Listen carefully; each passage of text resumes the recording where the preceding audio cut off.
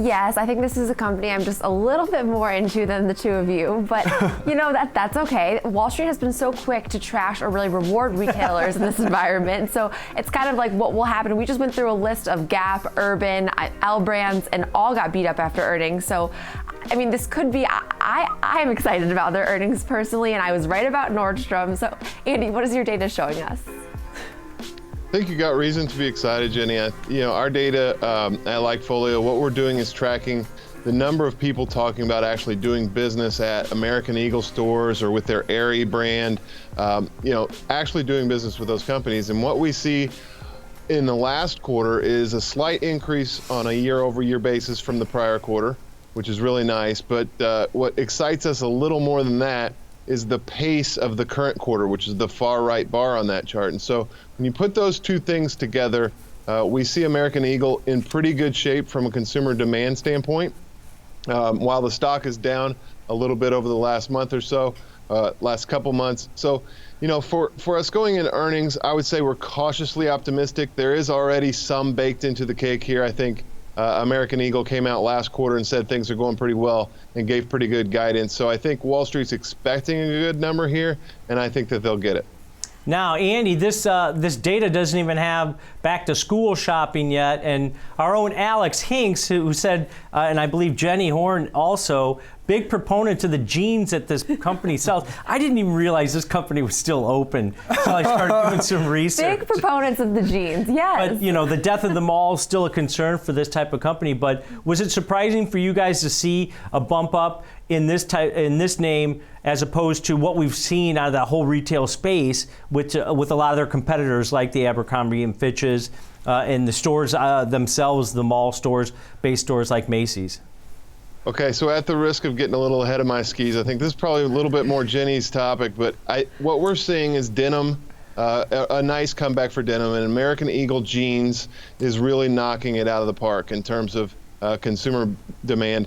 The other part of this is their Aerie brand, up and to the right for that brand, doing very, very well in addition. So those two things combined seem to be leading the way for American Eagle, where other companies maybe had some problems. In fact, the other thing, the kind of third thing I throw on there is American Eagle's probably one of the biggest beneficiaries of Victoria's Secret dropping their swim line. And so we see American Eagle getting a pop out of that.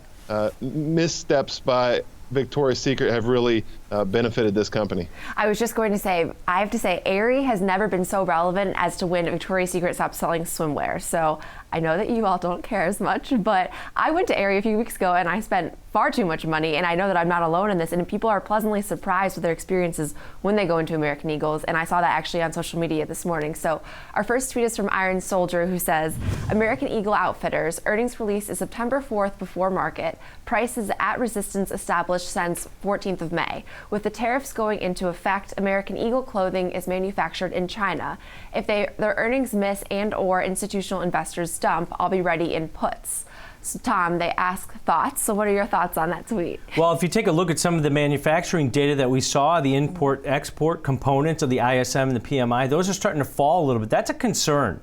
Because anybody that's manufacturing over in China is, going to be negatively affected by that. But the shares are down 15% year to date.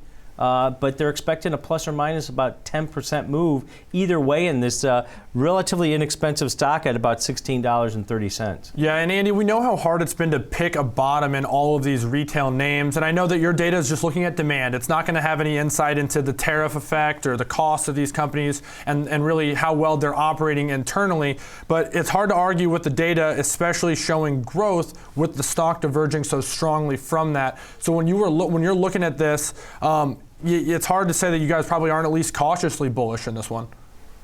I think that's the right way to put it. This is a company, it's in a very tough sector. There's a lot of potential problems, like you mentioned, with tariffs. They're doing some restructuring or reorganizing of their stores that can be expensive. So, but the bottom line is they're one of a few brands that is actually making inroads with the consumer, which is the first step in retail. And so I think there's some reason to be optimistic here. You have to be careful on these names going into earnings because, like Tom said, 10% move expected either way. That's a large number. And so traders, investors got to be careful going into this.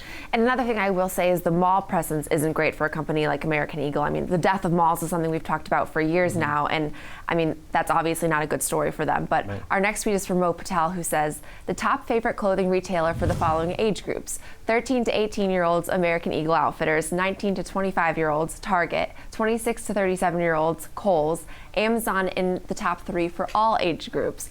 So I think this is the first time I've ever actually felt kind of old on this show. Whoa, whoa. Kevin would take offense at that. I think it was directed at you. But no, you said you went shopping at American Eagle, and you're outside that age group, Exactly. the target age group, but you're still going there. So that probably That's a reflects good well thing for American Eagle, right? on Andy's data. And Andy, I was curious if you see at all a certain age demographic that are tied to these brands.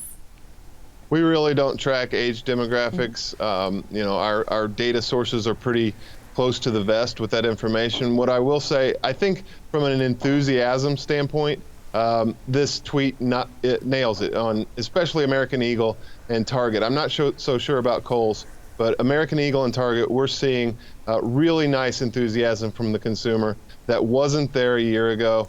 We'll see how it plays out tomorrow morning. Yeah, you bring up a great point there, Andy. Look what Target did after their earnings. Yeah. They blew it out of the water. And their retail brand, as far as clothing, they've got the partnerships going, and which really expanded their revenue growth and their margins a little bit. So maybe Andy's got something here. Or Nordstrom. It could be a Nordstrom story. Oh, that's true. It could be. Yeah, well, and the real difference here, though, Andy, is you're actually seeing growth in purchase intent mentions. A lot of those, it was like, hey, it's kind of stabilizing or it's down a little bit, but it's been outpaced by the stock. In this case, you have a stock down and you also have purchase intent up. So we'll look forward to that. Cautiously bullish, as you said, maybe looking for any opportunity off this earnings move. But Andy, we got to leave it there. We appreciate you joining us after the long weekend.